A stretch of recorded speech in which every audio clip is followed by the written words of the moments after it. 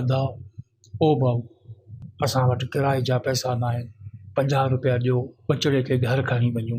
पर चाचा ही त बीमार पियो ॾिसिजे, इनखे अंदरि इस्पताल खणी वञो, इलाज करायोसि। पुट ही बीमार कोन्हे, लाश आहे। बीमार घर में हो, पर जॾहिं अस्पताल खणी आयासीं डॉक्टरनि बीमारी जो इलाज करण बदिरां झोली में लाश ॾेई घर वञण लाइ चयो आहे। चवनि था एम्बुलेंस कोन्हे, लाश खे पंहिंजी गाॾी ते खणी वञो, असां वटि किराए जा पैसा कोन्हे। या अल्लाह, एॾो ज़ुल्म। चाचा तव्हां हिते जे सर्जन सां कोन ॻाल्हायो? पुट ग़रीबनि जी केरु ॿुधंदो, तव्हांखे अहसासु आहे त बसि किरायो ॾियो, असांखे घर ताईं पहुचायो। अचो मूंसां गॾु। डॉक्टर साहब तव्हांखे शर्म कोन थो अचे? तव्हां ते त फ़र्ज़ु आहे त इस्पताल में अचण वारे हर मरीज़ जो इलाज ईमानदारी सां करियो, ऐं तव्हां हिन ग़रीब जे पुट जो इलाज करण बदिरां इनखे लाश ॾेई असां रवानो करे छॾियो। तूं केरु आहीं ऐं तमीज़ सां ॻाल्हाए? इस्पताल आहे, उताक न।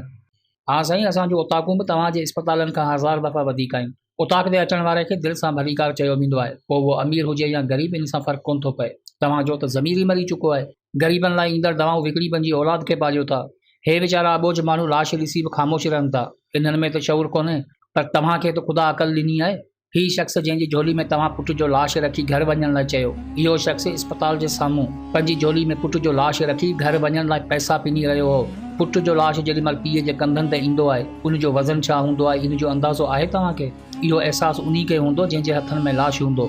अड़े अहिड़ो मंज़र ॾिसी त फिरौन बि लर्ज़ी पवनि हा। पर हैरत आहे तव्हांजा ज़मीर कोन जाॻिया। ज़िंदगी मौत अलाह जे हथ में हूंदी आहे, इन में असीं छा था करे सघूं? पोइ तव्हांजे डॉक्टर थियण मां फ़ाइदो कहिड़ो? हुकूमत खां पघार वठण जो फ़ाइदो कहिड़ो?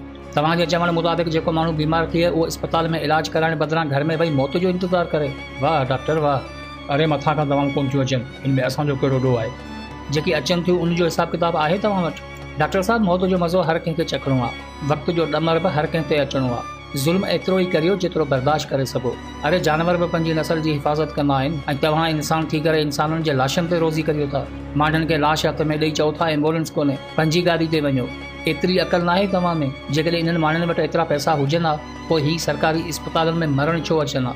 डॉक्टर साहब, पंहिंजो पैसे हिन ग़रीब जी ज़िंदगी त वापसि कोन आणींदो, पर एतिरो ज़रूरु चवंदुसि, जंहिं इंसान जे दिलि में अहसासु नाहे उहो इंसान ई नाहे। हींअर भली तव्हां ग़रीबनि जे लाशनि ते पंहिंजे बंगलनि जा बुनियाद रखो, पर हिन फ़ानी दुनिया में न दौलत ते भरवसो कजो, न ई सिहत ते। हिननि ग़रीबनि जो त हिते ॿुधण वारो केरु कोन्हे, पर यादि रखिजो, वक़्तु हिसाब ज़रूरु वठंदो आहे। जॾहिं मौत जी घड़ी सिर ते हूंदी आहे न, तॾहिं कमायल दौलत न, पर कयल अमल कमु ईंदा आहिनि। इन्हनि जो इलाज करे तव्हां इन्हनि ते को एहसान न करियो, तव्हां पंहिंजो फ़र्ज़ु पूरो करियो। पंहिंजी ऐं पंहिंजनि जी ज़िंदगी सभिनि खे प्यारी हूंदी आहे। यादि रखो, जेकॾहिं अॼु हथ में लाश ॾेई सघो था त सुभाणे लाश खणी बि सघो था।